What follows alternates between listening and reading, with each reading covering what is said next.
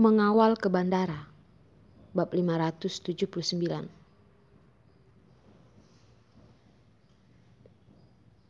Tujuan tertera pada tiket adalah New York.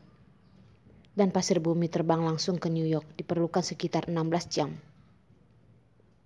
Beberapa hari yang lalu, Arila secara singkat menelpon Puspita dan mengatakan bahwa dia ingin pergi ke Amerika Serikat untuk melihat bahwa pisahnya yang begitu sulit dilakukan sekarang tidak memungkinkan untuk melakukannya sendiri.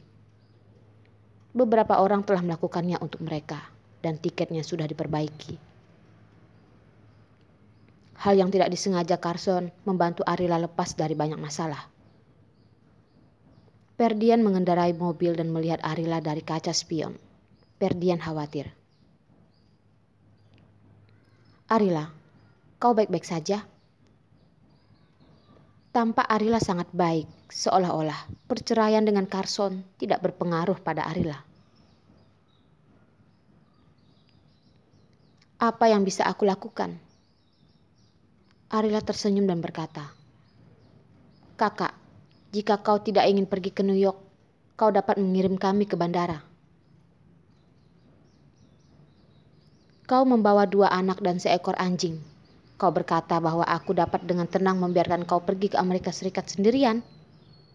Ferdian melirik dari kaca spion.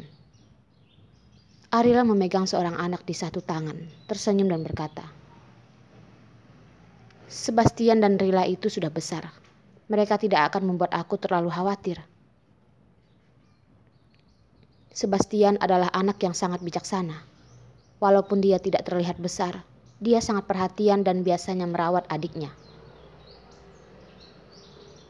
Bu, Sebastian akan menjagamu dan adik nanti." Sebastian menepuk dada kecilnya itu, seperti pria kecil. Sebastian tidak tahu kemana mereka pergi.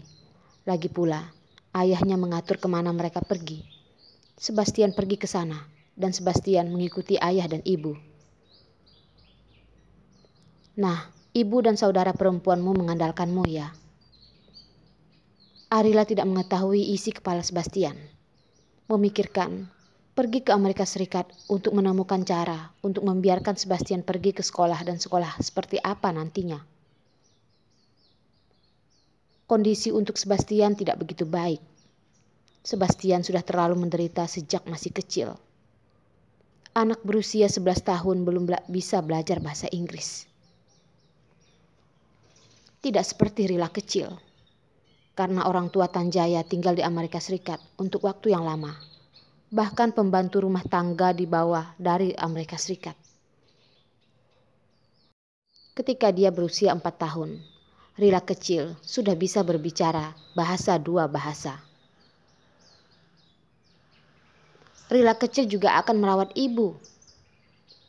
Rila kecil memandang Sebastian dan berkata, "Aku tidak ingin membiarkan Sebastian meraih pusat perhatian ibu."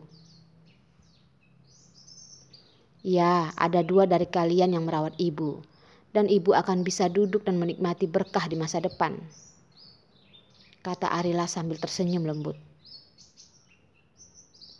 Kehilangan seseorang bisa sangat menyakitkan, dan rasa sakit semacam itu adalah sesuatu yang tidak dapat dia bayangkan. Tetapi dia memiliki banyak hal, Rila kecil dan janinnya.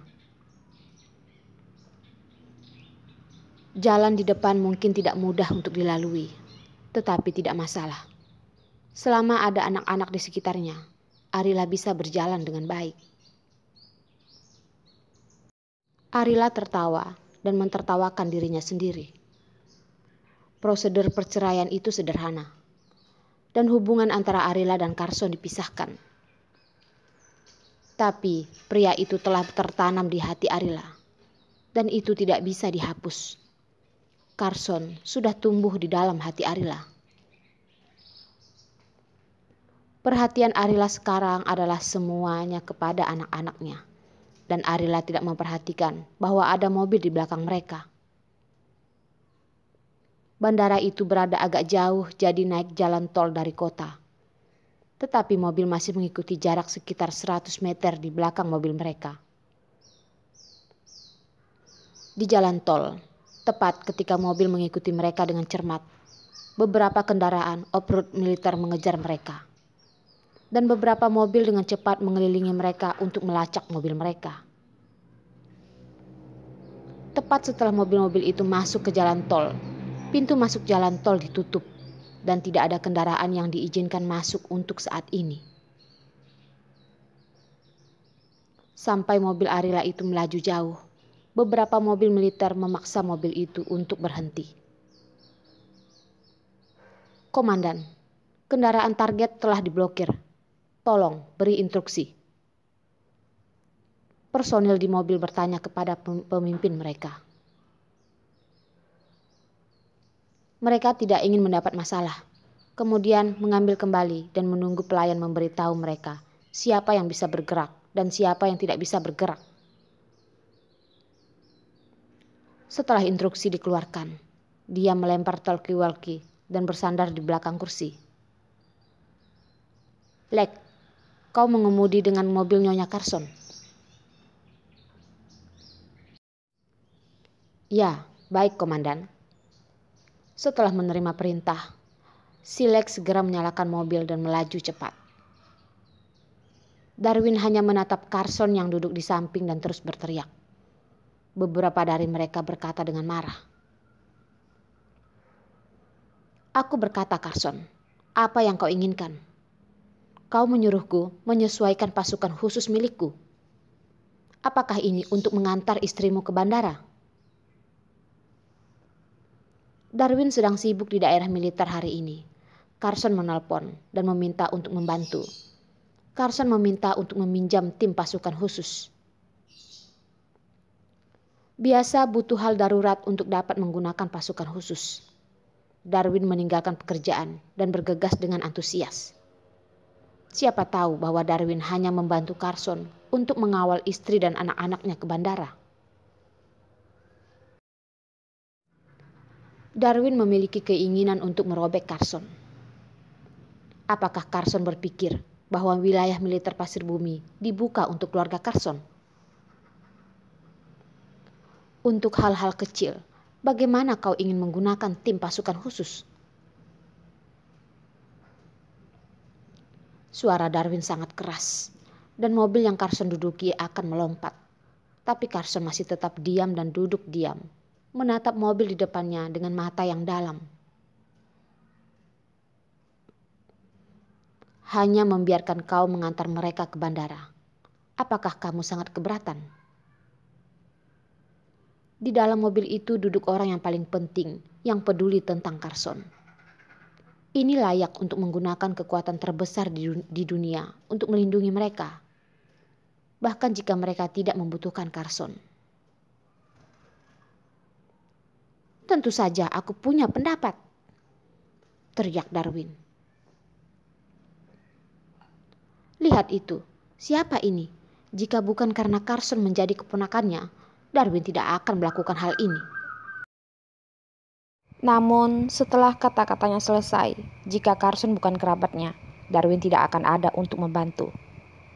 Tidak, Darwin tidak puas dan merasa bahwa Carson itu berlebihan. Aku tidak menyuruh kamu mengungkapkan pendapat. Tutup mulutmu. Darwin mendengar ucapan Carson yang dingin. Apa? Kamu menyuruhku diam? Kata Darwin merasa bahwa akan mulai memukul orang. Apakah kau percaya bahwa aku menyuruh Eva juga kembali ke Amerika Serikat? Ancaman ini, Carson berhasil membiarkan Darwin tutup mulut. Carson memelototi dan berani mengancam. Keberanian Carson tidak kecil. Dalam kehidupan ini, Darwin hanya diancam oleh keponakan yang sudah besar. Darwin juga mengambil kembali interkom yang baru saja dilempar ke samping dan mengatakan kepadanya, ambil orang yang baru saja ditangkap dan taruh kembali. Tidak bisa menggertak Carson, Darwin bisa menggertak orang lain untuk bermain.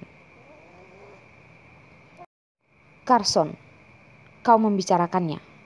Kalian bercerai dan pergi. Apa yang akan terjadi? Memikirkan hal ini cukup mengasihkan, dan Darwin yang yakin bahwa saudara perempuan dan saudara iparnya tidak tahu. Carson diam. telapak tangan Darwin di bahu Carson, lalu berkata, "Masuk akal untuk mengatakan bahwa pernikahan kilat dan melarikan diri dari hal semacam ini harus terjadi padaku. Aku belum melakukannya dalam hidupku, tetapi aku tidak akan melakukannya seperti ini." Di mata orang lain, Darwin adalah jenis orang yang menyimpang, yang tidak pernah peduli dengan peraturan dan ketentuan.